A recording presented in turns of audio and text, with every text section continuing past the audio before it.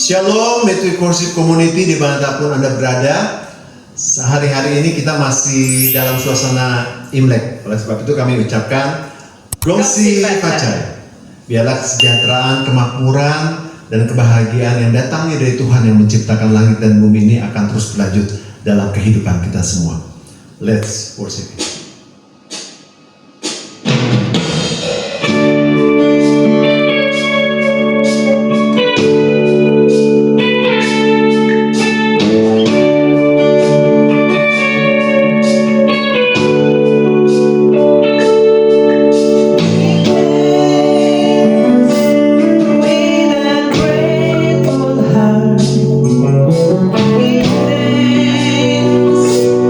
To the whole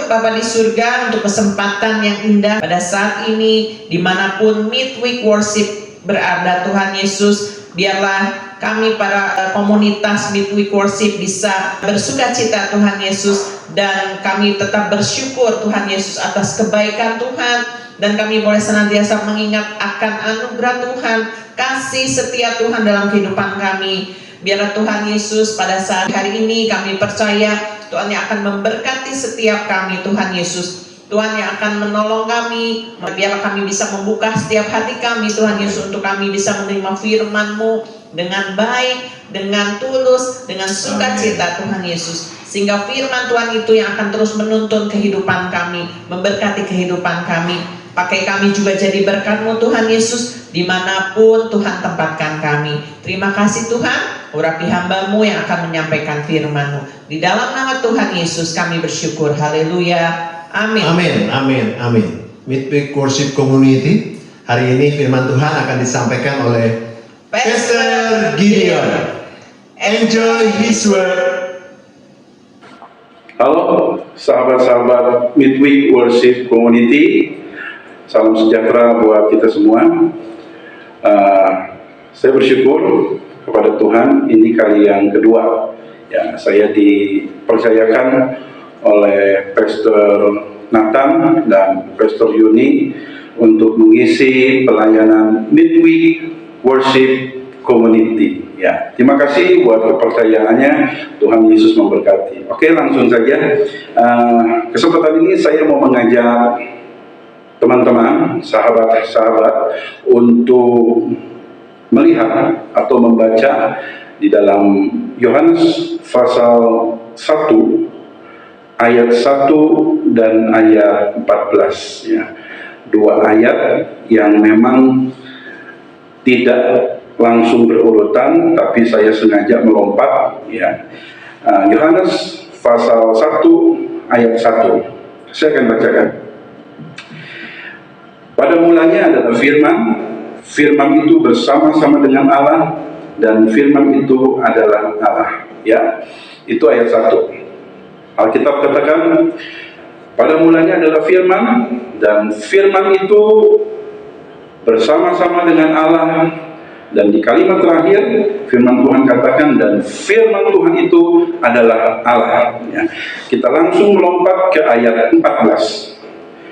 Firman itu telah menjadi manusia dan diam di antara kita, dan kita telah melihat kemuliaannya, yaitu kemuliaan yang diberikan kepadanya sebagai anak tunggal Bapa, penuh kasih dan kebenaran.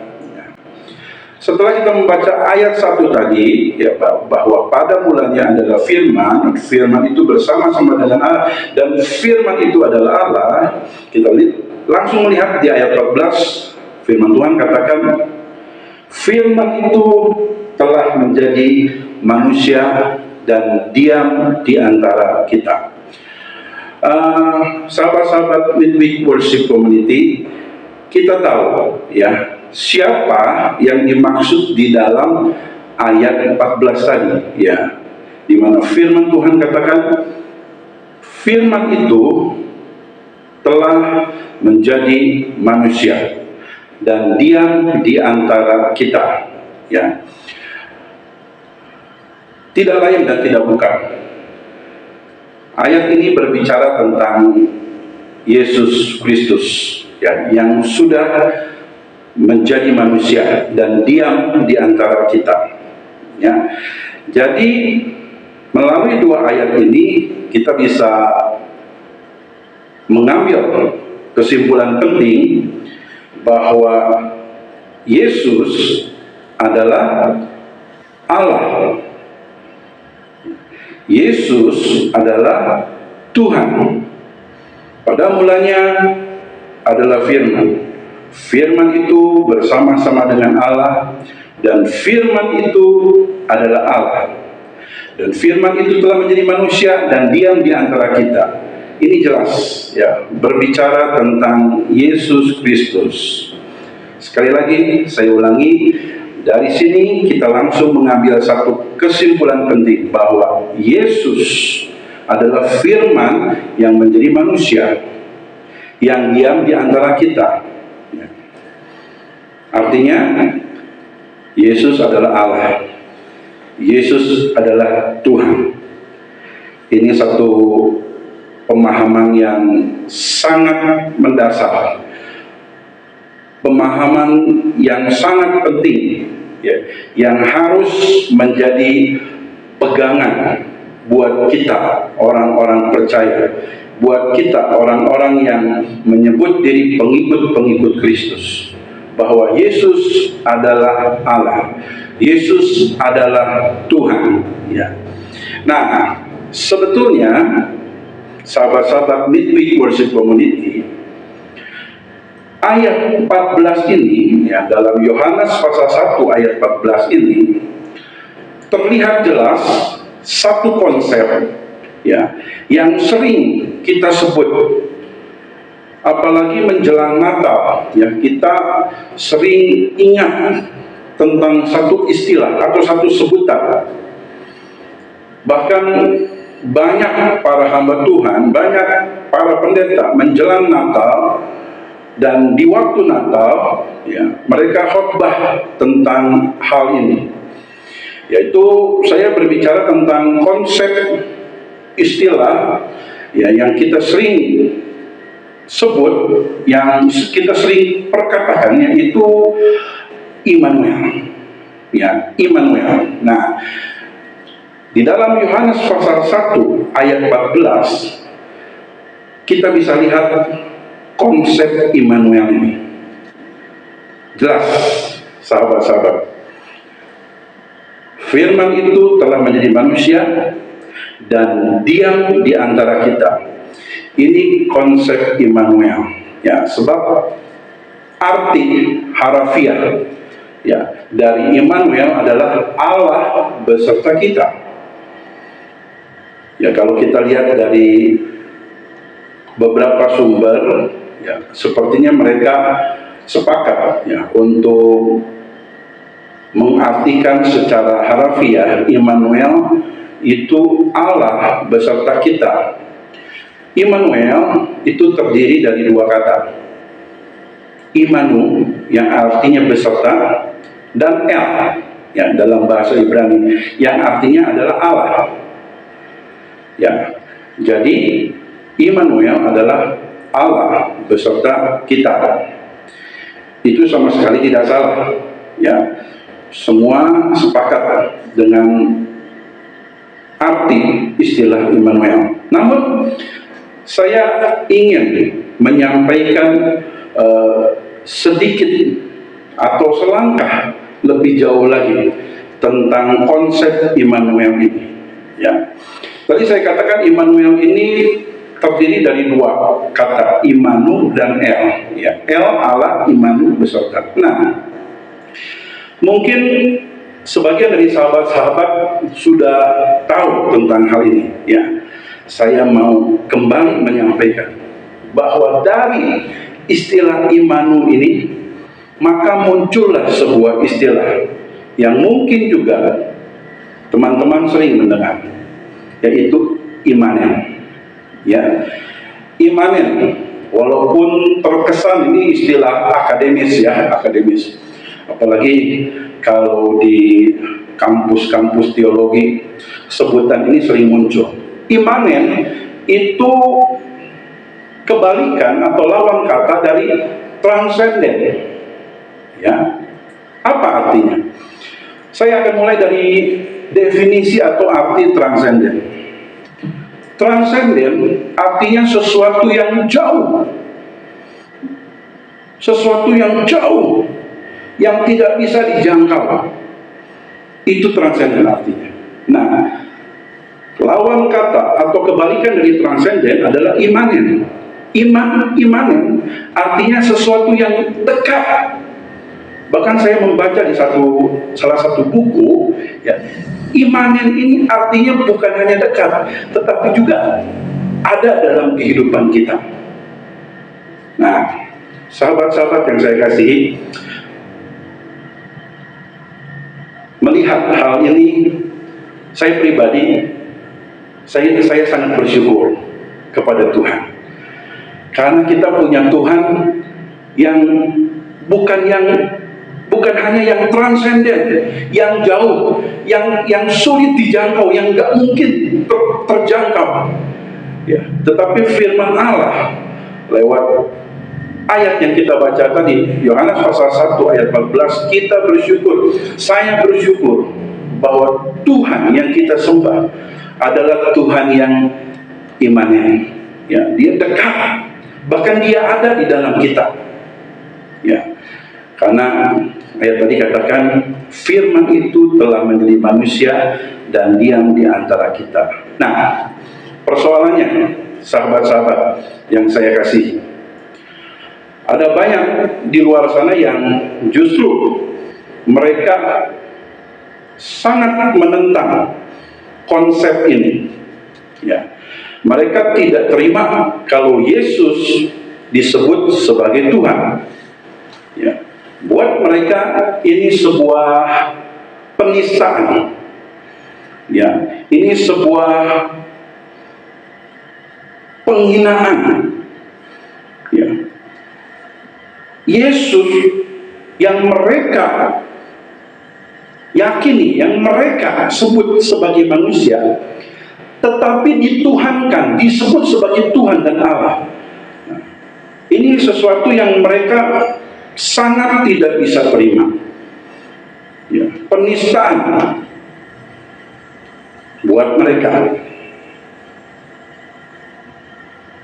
Yang kedua,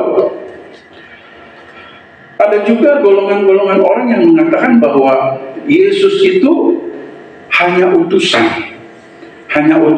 Tuhan.